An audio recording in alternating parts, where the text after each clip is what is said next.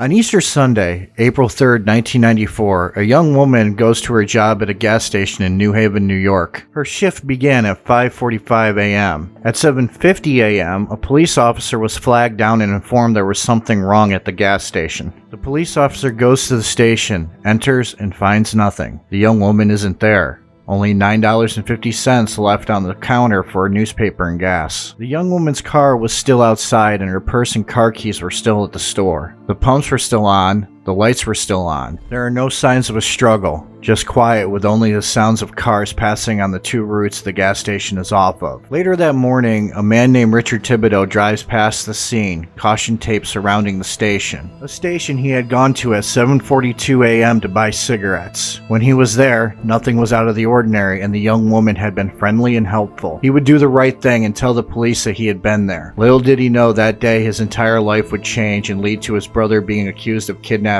the young woman, Heidi Allen.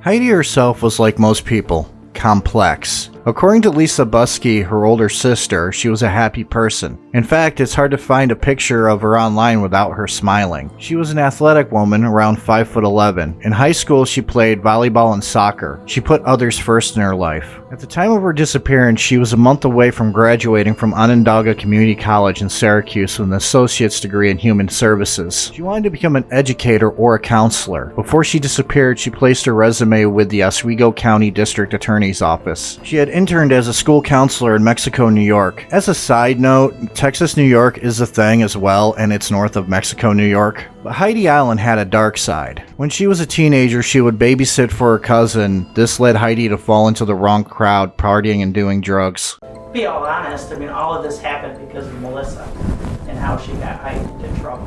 Because Heidi used to babysit, and so we kind of kept that under wraps during the whole Heidi thing for my brother's sake and my mother's, to find out that they were into drugs. This would lead to Heidi getting the label of person in need of supervision by the police. She would not be charged by the police if she gave information to them. That's how my husband got involved, is that she was at these parties, and so that she wouldn't get in trouble, he contacted her. Well, you know all of that part. Contacted somebody and talked to her about doing her pins, and if she gave them information, they wouldn't charge her, blah, blah, blah. This would lead her to become an informant for the police with the codename Julia Roberts. That little fact would not come out until much later, which I will get into. Trust me, this is going to get more and more complicated as we go. She would end up turning her life around when she made a deal with a boy named Brent Law. He would take her on a date if she stopped hanging out with the wrong crowd, so she did. She would end up moving in with her grandparents as well, and Brent Law became her boyfriend. On the day of her disappearance, he would accompany her to her job, listening to Travis Tritt on the radio as they pulled into the D&W convenience store.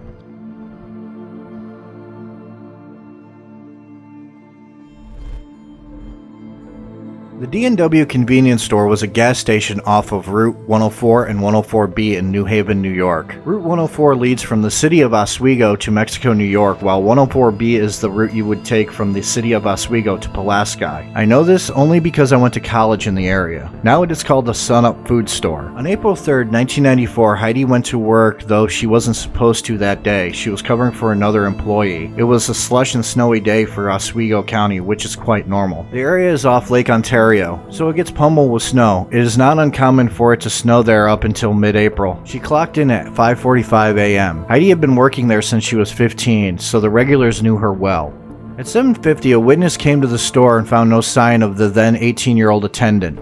Feeling something was wrong, he flagged down a police officer who immediately investigated. There was no signs of a struggle, no blood, no evidence that something was wrong. Just Heidi, who was working there alone, wasn't there, but her red car was, and her keys and purse were inside. Thus, the investigation started. Christopher Bivens would come forward, saying he passed by the store. He saw two men leading a woman to a van. One had her in a bear hug. Richard Thibodeau would also come forwards, stating he bought 2 packs of basic cigarettes at the store. The receipt was labeled at 2:42 a.m., meaning that he might have been the last person to see her alive. When he arrived, he parked behind another vehicle, another witness who stated there was a white van with a black line parked behind him. This would lead investigators into looking into Richard, also his brother Gary.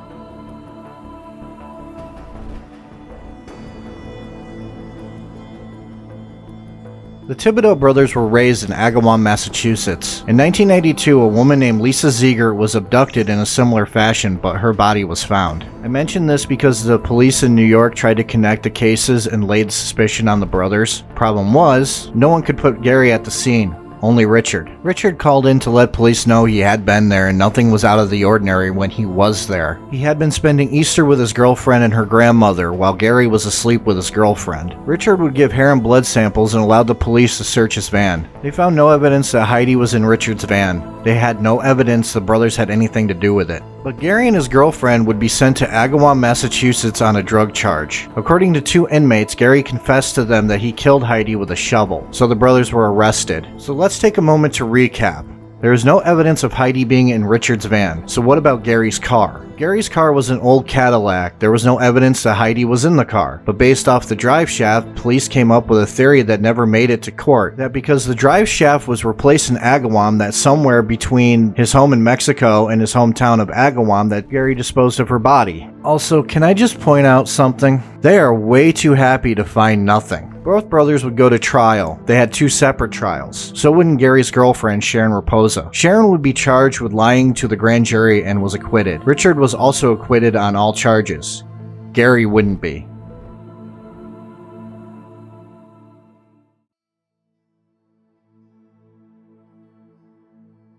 Gary's trial came first. In the spring of 1995, Sharon would be offered witness protection to turn on Gary, which she declined multiple times, mostly because their stories hadn't changed. In May of 1995, Gary's trial would begin. By June, he would be found guilty of kidnapping, and he would be sentenced to 25 years to life. Gary's response says it all. He looked shocked when he was given the sentence handed down. It was because of the jailhouse informants. They proved to be the biggest difference on why Richard was found not guilty, but Gary was. Gary would be sent to Attica State Prison. Richard would spend the rest of Gary's life trying to get him free. So let's look at the case so far. Gary gets convicted, but his brother is acquitted. Richard was the only one seen at the store. Gary has never been placed at the store at the time of Heidi's disappearance. There is no evidence in both vehicles that Heidi was there. Gary's story has never changed. While his brother was out getting cigarettes, Gary and Sharon were in bed sleeping at their own house. Yet the police and the DA both argue that the brothers had something to do with Heidi's disappearance, all based on a murder in their hometown of Agawam. A murder that has been since solved, by the way, and it turns out it was neither Gary nor Richard that had anything to do with that one either. Without a lead investigator to wrangle things, the police had tunnel vision, focusing on these two even though there was no evidence they had anything to do with it. With all that, in 2014 there would be a new break in the case, as well as evidence the DA didn't give to the defense that would be unearthed to prove that there were suspects worth looking into. Found him not guilty. I was telling the truth all the time. I know you were. Now I want to try and get my brother out. He's innocent just as well as I am. That wasn't you. No, it wasn't me. I wasn't there. They didn't see me there. First, let's go back a bit. Remember when I said that Heidi was an informant? Well, a card had been found in front of the D&W 2 years before she had gone missing. It wasn't uncommon for police to put down the information about an informant on cards. And one who was using a payphone had dropped the card with Heidi's information on it. It laid where he dropped it for 2 days. Just the fact that she was an informant was not known until 2014, let alone a police officer had dropped it. It boggles the mind how the sheriff's office could have just left this out. Oswego County Sheriff's Department refutes this claim as well as Heidi being an informant, but the owner of the store at the time was the one who found it while sweeping, and she is on record as informing the police about the card. The owner, Christine Duell, claimed that she only told her mother, but because it had been out there for days, it's hard to tell who else knew about it. They had a bunch of names on it. And Heidi Allen. Heidi stood out to me. I don't remember if I knew anybody else on that, but because she worked for me, it stood out to me. And we're close to her family, so I didn't want to share with anybody. I wanted to make sure. I didn't know if her parents knew, what she was doing, or I had no idea. So your mom was there at the store? My mom and I were the only two that seen. Enter Tanya Priest, who came forwards because she wanted to get something that she knew off her chest. Tanya would tell investigators a story, one of 3 men and 1 woman. Jennifer Westcott was the girlfriend of one of the men, Roger Breckenridge. According to a taped phone conversation between Tanya and Jennifer, Roger had brought Heidi to Jennifer's home. Thumper told me that she was killed because she was going to rat in some big guys in the area. He said that's what happened to rat. According to Jennifer, Heidi was forced to stay in the van on April 3rd, 1994. Roger also had a wife at the time, so this is going to get a little confusing. Tracy Breckenridge left Roger sometime after the abduction, but she stated she vividly remembers Roger junking a van with his friend James Thumper Steen. I said, well, what's going on? He says, I guess I got to get that van out of Murtaugh's. I said, why? He said, because it's got evidence in the back. I go, what do you mean evidence? He goes, it's blood on the back seat. Investigators would talk to the owner of the junkyard, Richard Murtaugh, and this is what he had to say.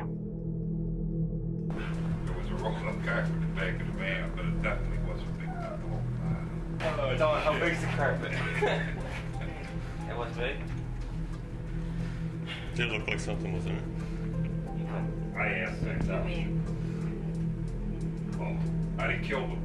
I didn't kill him. He wouldn't have to worry about it.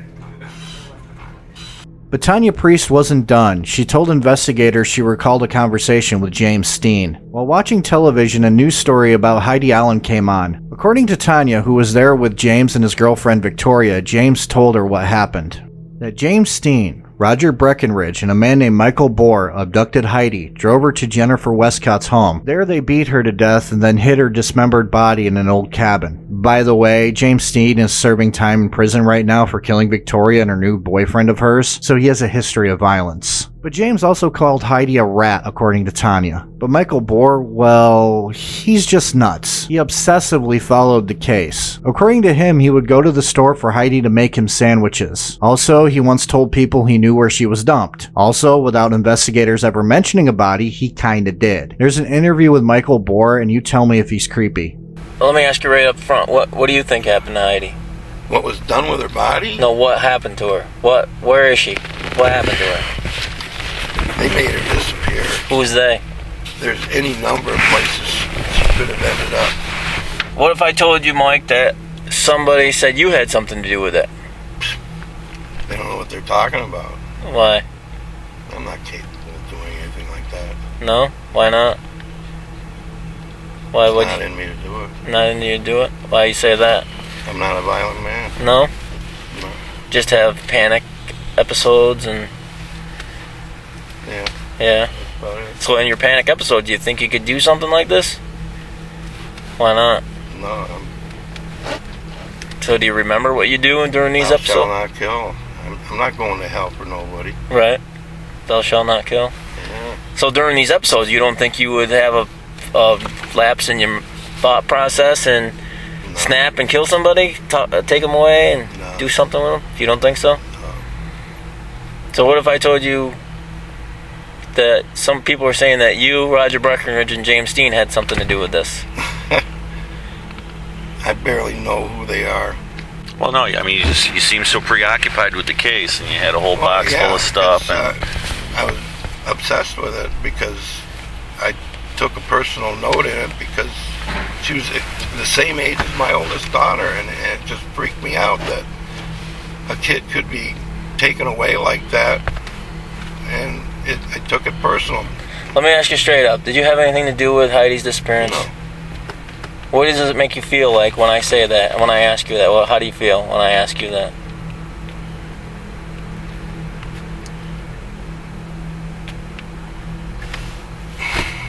No. What do you mean you don't know? When I ask you if you I had don't any... know what Are you pissed off about it? No, I'm not pissed. But James Steen, Roger Breckenridge, and Michael Bohr all claim that they are innocent of any wrongdoing. Jennifer Westcott would be interviewed by police and denied everything, even though she was caught on tape saying these things to Tanya.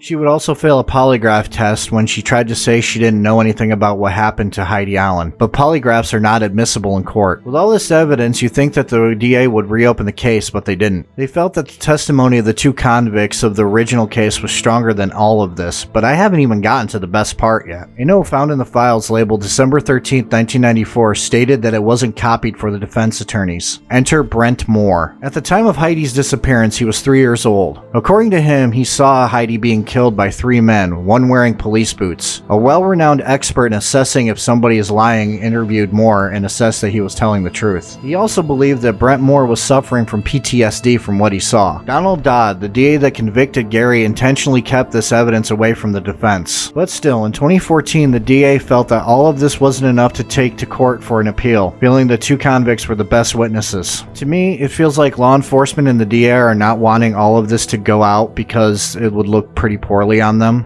On August 13th, 2018, Gary Thibodeau died from complications from COPD. He was only 63 years old. He maintained his innocence, never changing his story and fighting for decades to get a new trial. His brother Richard has tried to keep up hope that his brother would be found innocent. He hasn't given up the fight for his brother.